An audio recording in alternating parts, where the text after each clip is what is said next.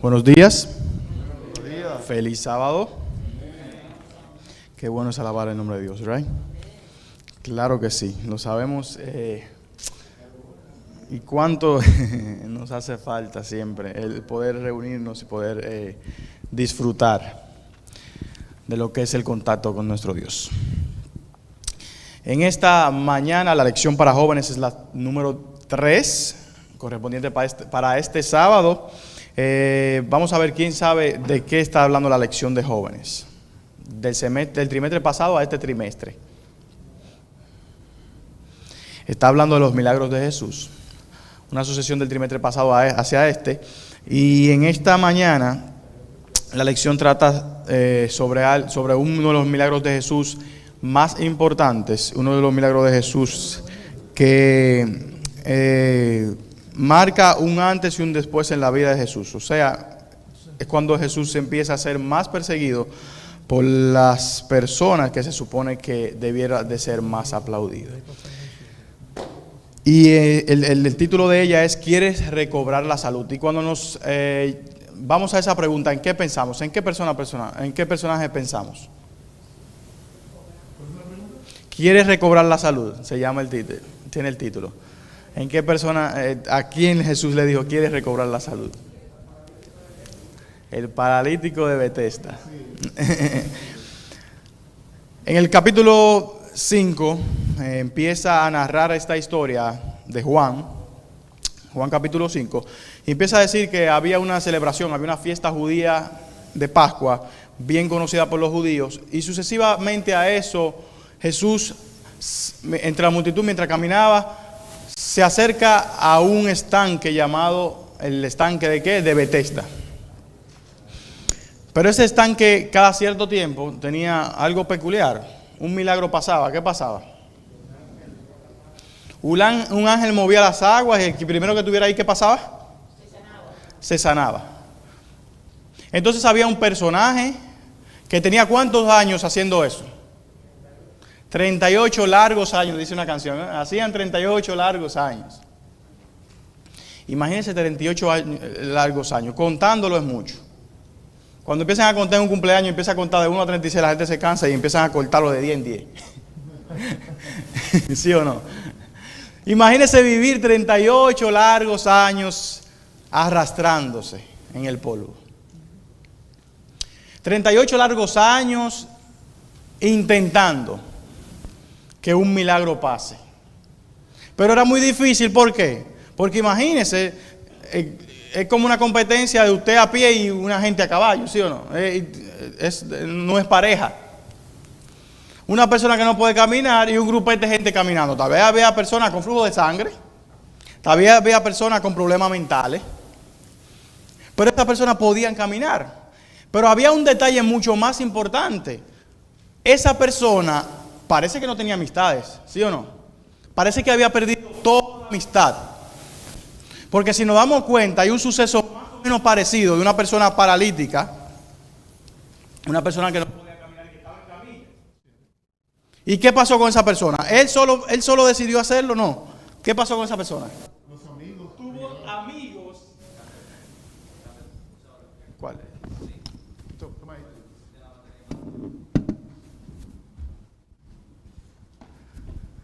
Tuvo amigos. ¿Qué hicieron con él? Lo bajaron entre medio de la multitud, inventaron un plan, porque eso debe hacer los amigos para ayudarte, ¿sí o no? Inventan un plan para ayudarte a la persona que más quieren, a ese amigo tan necesitado. Pero parece que algo había pasado con esa persona, que había perdido todas sus amistades y nadie que tenía para que lo llevara a ese estanque, para que cuando empiecen a moverse las aguas y el ángel de Dios, de Jehová, pasara por ese estanque, le sanara. Y Elena G. White se va más allá. Elena G. White dice que posiblemente había sido un pecado que había llevado a esa persona a esa situación donde estaba, porque había perdido todo. Y las cosas no se pierden así por 36 o por 38 o por 40 años. No, y cuando Jesús Lozano le dijo, mira, ha sido sanado, no peques más. Exactamente. Es algo que cabe recalcar. Y mucho más. En lo adelante también hay un punto muy importante. ¿Qué pasa con esa persona? Pero pasa algo paradójico, sí, o algo controversial. ¿Qué dice Jesús? Como dice la lección en el título. ¿Quieres recobrar la salud? Señores, 38 largos años, arrastrándose hasta quién? Hacia un estanque, para esperar un milagro. Se iba a morir y no iba a pasar, porque si en 38 no pasaba, era imposible para él ser sanado en lo delante. Pero el Señor conoce a esa persona, se relaciona con esa persona, y entonces, ¿qué le dice? Quiere ser sanado, porque la sanación en todos los aspectos de la palabra, ya sea física o espiritualmente, depende de ¿qué? De un sí nuestro. Muchas veces hay drogadictos allá porque ¿qué? No quieren la ayuda de nadie.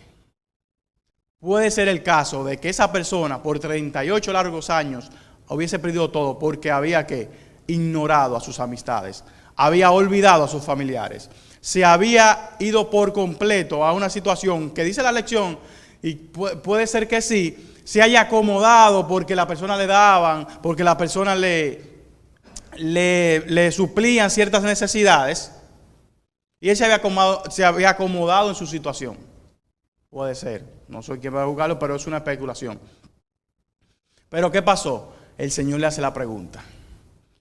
Y entonces le da el acto de fe, porque por ejemplo, yo tengo 38 largos años, hoy veo el testimonio y lo hago. Pero si el Señor o alguien, una voz me dice, yo siendo paralítico o yo estando en silla de ruedas, me dice, párate, usted lo hace, después de tener tantos años inválido. Esa es la actitud. Esa es la actitud. Porque muchas veces nos dicen, camina e intentimos el miedo. Le da la pregunta para ver si él quiere ser sanado y le dice, levántate, para ver si él tiene fe de que ha sido sanado. En nuestra vida espiritual es igual. Pero la segunda parte de la lección no se queda ahí. Le preguntan los líderes de la iglesia, le preguntan al paralítico, pero ven acá, ¿qué tú haces cargando? O sea, la camilla donde él estaba, ¿qué pasa? La lleva cargando, pero recuérdese, los judíos tenían leyes para el sábado, y fue un sábado el milagro. Tenían leyes para el sábado que no podían cargar nada, o sea, no podían hacer ningún trabajo, ni siquiera cargar a la camilla. Entonces cuando lo encuentran, el tipo estaba tan emocionado, tan feliz, que ¿qué pasa? Él no se recuerda quién fue que lo hizo. El milagro, él no sabe quién lo hizo. Cuando le preguntan a los sacerdotes, ven acá, ¿por qué tú estás levantando eso? Ah, no, a mí me dijo una persona, levántate, toma tu lecho y vete. Pero yo no sé quién fue. Yo no me recuerdo quién fue. Entonces cuando Jesús se lo encuentra en el templo, ¿qué pasa? Vuelve a decirle, ahí sí, dos veces, se le pasa al frente. Recuerda, y ahí está el punto. Ahí está el punto de la sanación. Le dice, recuérdate lo que yo te dije, no peques más. Y si tú lo haces, entonces estarás más, en otra palabra, estarás más enfermo de lo que tuviste. ¿Le da qué? Le da un warning, ¿sí? Sí. O sea, que había problemas con el corazón de ese señor, ¿sí o no? Había una situación que la Biblia no detalla. Algo había en la vida de ese señor que necesitaba que una motivación o un warning cada cierto tiempo. Qué importante que él entendiera que podía traer consecuencias otra vez de nuevo. O sea, porque lo hubiera sanado, no. Es que te puedes enfermar porque si tú atentas contra ti mismo, tú te vas a enfermar. Exactamente. Ese es el pecado. Y ahí terminamos la parte del milagro. Y ahí vamos a la parte que es la motivación para los jóvenes hoy. Ahí viene la segunda parte. El Señor hace un milagro. ¿Un milagro es bueno o es malo? Si tú ves una persona que tiene 38 años sufriendo de algo y queda sanado, alguien lo sana, ¿cuál es tu manera de enfrentar a esa persona que sana al otro después, en ese milagro? ¿Cuál es tu manera de enfrentarlo? Agradecimiento total, ¿verdad? Pero ¿qué hacen los líderes de la iglesia? Molesto porque ¿qué? Incumplió una ley durante el milagro, durante la sanación. Para ellos, lógico. De ellos, no, lógico. El sábado, el sábado no detalla lo que ellos dicen que era violación. La Biblia nunca lo decía. Entonces estamos hablando de que había personas molestas porque Dios o Jesús hacía un milagro. Había sanado a esa persona. Había librado a esa persona de un problema que padecía por 38 largos años. Y entonces nos ponemos a pensar, ¿habrá en la iglesia personas molestas por algo que pasa en la iglesia que muchas veces los jóvenes están haciendo? Y nosotros molestamos. No vemos el milagro de que esa persona o de que ese joven está haciendo algo para Dios, sino que vemos el pasado de una persona. Una aclaratoria, Iván. Sí. Yo estaba buscando el contexto. De hecho, en YouTube tuve que responder a una persona hoy mismo en la mañana. Una cosa era que en contexto de trabajo entraran cargas según Jeremías, porque estaban trabajando. Y otra cosa que llevaba una carga porque había sido liberado del pecado y de la enfermedad. Que habían sido hechos el Sí. por Cristo. Y la carga estaba diciendo un testimonio de lo que Dios había hecho. Son dos cosas diferentes, pero exactamente, recuerden, esa es su camilla. La situación es que, por ejemplo, cuando usted va a enfrentar una situación, ¿usted qué primero hace? Usted le pregunta a la persona, indaga sobre el tema, ¿sí o no? Usted no va a donde la persona y acusa de una vez, ¿sí o no? La acusación es de una vez, o sea, para ellos en la mente estaba ¿qué? El acusar, el tratar de tener que el látigo del castigo hacia la persona antes de aprender sobre esa persona, ver lo que pasa. Eso en la vida espiritual pasa, en la vida de pareja igual. Cuando nosotros entramos de una vez a confrontar a alguien, en vez de aclarar el punto que estamos pecando, ¿sí o no? Estamos haciendo mal contra nuestro prójimo, ¿sí o no? Porque estamos señalando de algo que ni siquiera nosotros sabemos. Pero además, yo vi que había un trasfondo detrás. Ellos querían acusar a Jesús. No, claro. Ellos no venían a investigar qué había pasado. Exactamente. Inclusive la Biblia detalla de que ese había sido uno de los milagros que más le llamó la atención a ellos. Y de ahí en adelante, dice la Biblia, estaban buscando a Jesús, ¿para qué? Para confrontarlo sobre cualquier cosa que haga. Era el propósito, ¿sí o no? Muchas veces, como hermanos adventistas, lamentablemente, hacemos igual que esas personas. Y vemos el historial de una persona y entonces miramos cada paso de ella, no para ayudarle, sino para señalarle. Sino para decir, mira, tú no puedes subir ahí. Tú no puedes hacer esto. Tú no puedes participar de esto. Tú no puedes pasar por aquí. Eso hay que tener mucho cuidado. Y muchas veces con los jóvenes lo hacemos. De eso mismo estábamos hablando anoche. Muchas veces con los jóvenes lo hacemos. Porque lamentablemente, como adultos, al tener experiencia, creemos que podemos señalar las faltas de quienes están por debajo de nosotros. Aparentemente. Lamentablemente es así. Pero lo hacemos de mala manera. No todos tenemos el talento. No todos nos dejamos guiar por Dios a la hora de ¿qué? De enmendar un error. Simplemente lo llevamos allá. Muchas veces lo llevamos a tal reunión. Y decimos, esa persona no puede hacer esto, no puede hacer aquello. Pero obviamos el consejo de Pablo, que dice, habla con la persona. Y si la persona no oye, entonces llévalo a tal lugar y señálalo como tal lugar. Pero obviamos ese paso y vamos de atrás para adelante y hacemos que un daño a esa persona. Y nos olvidamos. Muchas veces tenemos miedo de ¿qué? De tomar parte o participación en cierto liderazgo de la iglesia. Y ahora que estamos en proceso de escogencia de los miembros de junta o de los líderes de la iglesia.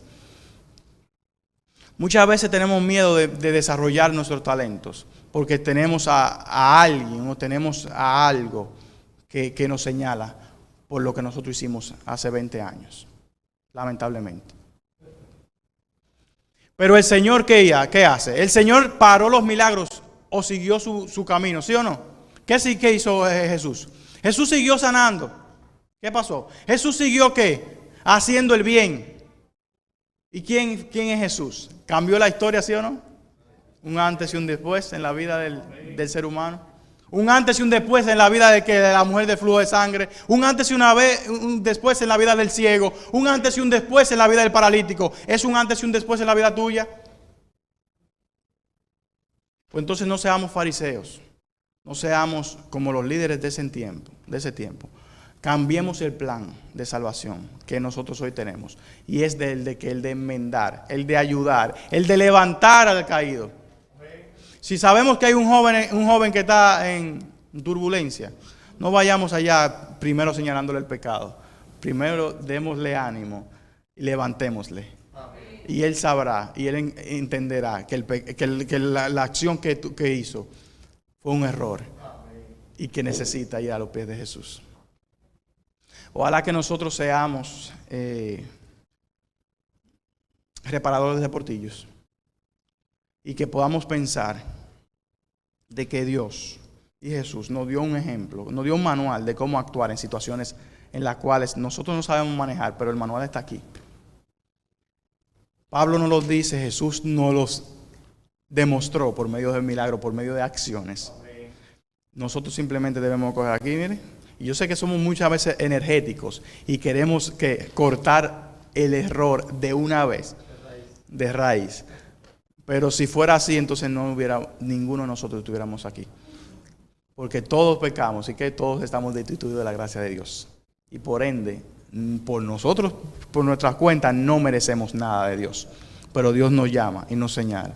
Nos llama y nos dice, tú eres mi hijo como quiera. Yo te levanto y volvemos. Y nos dice, no peques más. Pero siempre está con las manos abiertas.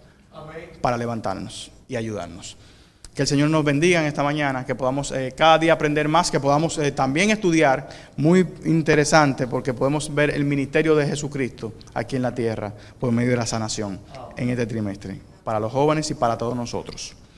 En esta mañana vamos a orar por dos jóvenes, como es de costumbre, cada sábado oramos por dos jóvenes. En esta mañana tenemos a los hijos por los cuales se van a orar, dos jovencitos, Cristian Díaz y Marián de Jesús Aguilar. Ténganlo en sus oraciones esta semana. No es simplemente la oración aquí, sino que también lo tengamos en oración durante la semana cada uno de nosotros. Vamos a orar, inclinemos nuestros rostros. Amantísimo Padre que estás en los cielos, glorificado y enaltecido sea tu nombre. Gracias, Padre, porque tú nos dejaste un manual. Tú nos enseñaste cómo actuar en cada circunstancia de nuestra vida espiritual. Gracias porque por medio de ti aprendemos cosas nuevas todos los días. Por medio de ti enseñamos cómo conducirnos. Ayúdanos a siempre mostrar el Espíritu de Jesucristo en cada acción. Que aprendamos a enmendar, que aprendamos a ayudar, que aprendamos a dar lo mejor de nosotros en la salvación de las almas. No simplemente las que están afuera, sino las que también están aquí adentro. Porque muchas veces ellas también necesitan de un consuelo, también necesitan de un brazo que le levante en la caída y le diga, Dios estará contigo. Amén. Cuídanos y protégenos, bendice a estos dos jóvenes durante su trayectoria, durante sus planes, durante su vida y en lo futuro. Cuídalos, Padre. Tú sabes por lo que ellos pasan. Bendícelos. Bendice su familia. Y que ellos siempre estén presentes en que la voluntad tuya siempre es la mejor. Cuídalos donde quiera que estén. Cuida a sus padres. Tú sabes cuáles son. Cuida sus ministerios. Cuida su escuela. Cuida su noviazgo si lo tienen. Estate con ellos, Padre, siempre. En el nombre de Jesús. Amén.